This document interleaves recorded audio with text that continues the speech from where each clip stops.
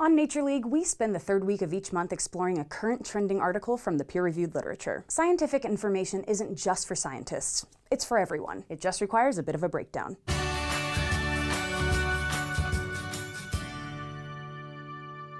For this month's Denatured segment, we're going to look at an article released in May 2018 in the journal Translational Psychiatry. In this month's lesson plan, we talked about the different ways that organisms make more of themselves. We also discussed the biggest biological advantage of sexual reproduction, which is increasing genetic diversity by combining multiple sex cells. But it turns out that sex cells aren't the only things being passed on to the next generation. We've long understood that certain individual traits we have come from the DNA inside of eggs and sperm given to us from our parents. But what about something not so great?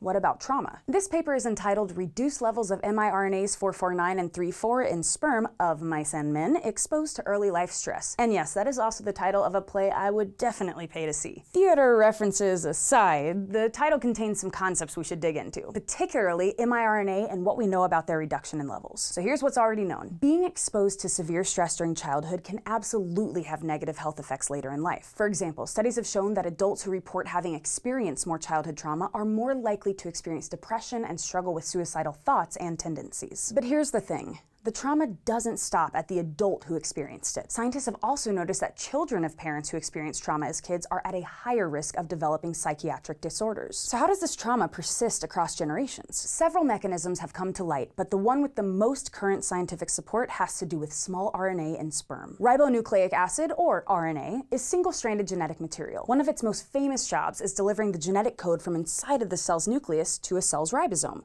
where that same code is eventually translated into all of the proteins we know in life on Earth. I mean, no big deal, guys, just, making the building blocks of life over here. And as if that wasn't a big enough job, there are actually all kinds of RNA that do a ton of different things. It turns out that sperm cells contain several types of RNA, and because it's sperm we're talking about, these RNA have the potential to affect the development of the embryo formed between that sperm and an egg. Scientists have used mice to figure out ways that trauma can persist across generations, and 2 separate studies have concluded that it is specifically microRNA, abbreviated as miRNA, that might play the largest role. But mice are mice, and although we have many similarities, the way that stress and microRNAs are related in mice might be different than in humans. So in this brand new paper, scientists investigated how trauma early in life can affect the levels of microRNA in the sperm of, you guessed it, mice and men. To address this phenomena in humans, the scientists took a sample of adult men and conducted an observational study. In this kind of research, the experimenters don't actually change anything that happens to the subjects. They simply ask them about previous experiences and measure a response variable at the present time. In this scenario, they measured their extent of childhood trauma by using something called the Adverse Child Experiences, or ACE survey. This questionnaire has the participating adult answer 10 yes or no questions regarding their experiences at home until the age of 18. Half of the questions are about the experiences of the participant themselves, and the other half have to do with other family members. This is an observational data set.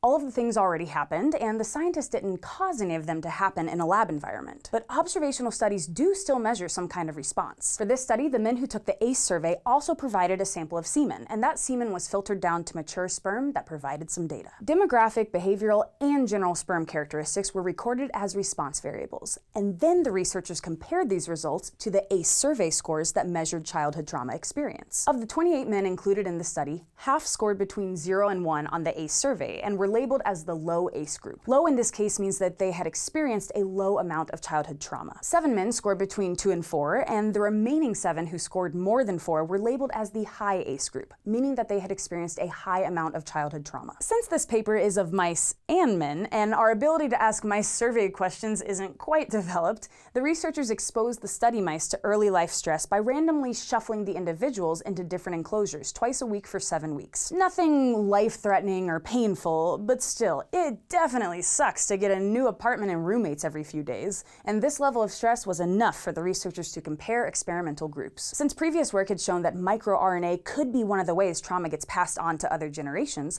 the scientists looked at the expression of microRNA in the sperm from the low ACE group and compared it to the high ACE group. Out of the hundreds of microRNAs detected in the human sperm samples, the team found that microRNAs in a specific family called miR34 and miR449 had the most significant differences in expression between the low childhood trauma and high childhood trauma groups. This was an interesting find on its own, as these specific families of microRNA have been shown in some studies to affect things like brain development and mature sperm development, as well as adult brain stress regulation. Once they knew to check out the 34 and 449 families of microRNAs, they measured the expression levels of these microRNAs in all of the study participants. So what'd they find? For most of the demographic, behavioral, and general sperm characteristics, the team didn't find clinically significant differences between the low, medium, and high ACE groups. However, they did find a statistically significant inverse correlation between the levels of microRNAs 34 and 449 and ACE scores. Finding an inverse correlation just means that a pattern is found between two variables, and when one goes up,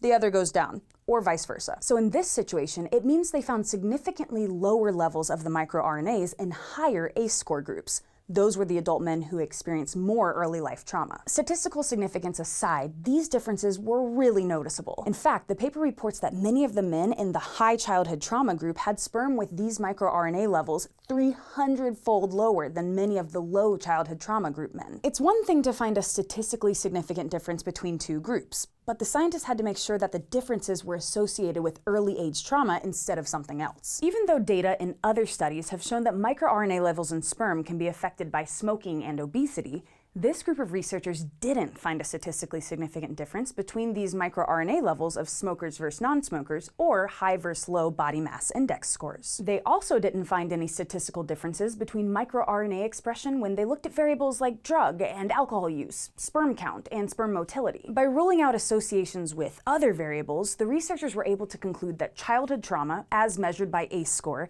is associated with lower levels of certain sperm microRNAs. The researchers found the same statistically significant difference in these sperm microRNA levels in mice when they compared the control group with the group that was exposed to the roommate shuffling stress we talked about earlier. Since mice can reproduce and mature much faster than humans, the researchers were able to do some additional follow-up on the offspring of the stressed male mice. They found that in mice, microRNA 34C and 449 levels were also reduced in the embryos resulting from a stressed male mating with a control female. The amazing thing, though, is what they found next. Not only did the stressed male parent mate and produce embryos that had those lower levels of microRNAs, but the male embryos that grew into adult mice also had sperm with reduced levels of microRNAs. That's right, the changes associated with trauma had actually been passed on across generations. This paper has received quite a bit of attention in both scientific circles and public media outlets. Here are some reasons why I think this study is creating such a buzz. The world of genetics is currently undergoing major renovations. Whereas developmental biologists used to pose the question, nature versus nurture, we're now figuring out that the answer is a hard nature and nurture. There's a wave of epigenetic research happening right now in almost all spheres of science. Epigenetics refers to inherited changes in gene expression that don't affect the actual genetic code. And this is just one study exploring this trendy topic. And when it comes to psychiatry, epigenetics isn't just a trendy topic because it's interesting. It also has major implications for understanding how trauma affects ourselves and others. We've discussed in other denatured episodes that being first is definitely one way to make waves in science, and this study is no exception. One reason the results are getting so much attention is because this is the first time a research team has identified specific changes in human sperm microRNA levels in association with early life trauma. And that association means that the specific microRNA 34 and 449 molecules could eventually be used in screening individuals for trauma. This could be a big step forward in clinical situations if a microRNA screening was used in addition to the ACE questionnaire. Due to the nature of the questions on the ACE survey, it's possible that some patients don't respond accurately or might experience distress while sifting through painful past experiences. So these microRNA markers could be used as a complement to the ACE surveys in clinical settings, and that could be a big deal for the mental health profession moving forward. Any observational study runs into problems when it comes to establishing causation. All we can really accurately speak of is correlation. Basically, the fact that two variables were seen to have a relationship. My biggest problems with this study have more to do with the sampling design than with the fact that it's observational, and there are several that jumped out at me. First of all, the 28 human subjects were voluntary participants, which means it's possible that we're getting a biased sample. For all we know, low microRNA 34 levels cause men to love being part of research trials. So we just got a group of men with a confounding variable we didn't know about. Additionally, the 28 men were all Caucasian, so we can't apply these results to the human population as a whole. And then there's the sample size. 28 semen samples. The researchers mentioned that they were aiming for a sample size of 35 in order to have more statistical power, but they halted recruitment at 28 due to low clinic volume. When studies have a smaller than optimal sample size, there's always a possibility that the results they observe are due to chance alone. Throughout the discussion section, the authors do a great job of recognizing these downfalls in methodology, and they suggest ways that the study can be expanded and improved in the future. Regardless of these methodological improvement points, this study is an amazing example of a first step toward understanding the physical mechanism underlying the inheritance of trauma. And figuring out the way our actions can affect those who aren't even born yet is definitely worth the time and effort it takes to improve on current work. Thanks for watching this episode of Denatured here on Nature League. Nature League is a Complexly production, and if you want to learn more about how trauma can be inherited, check out this episode from our sister channel, SciShow Psych.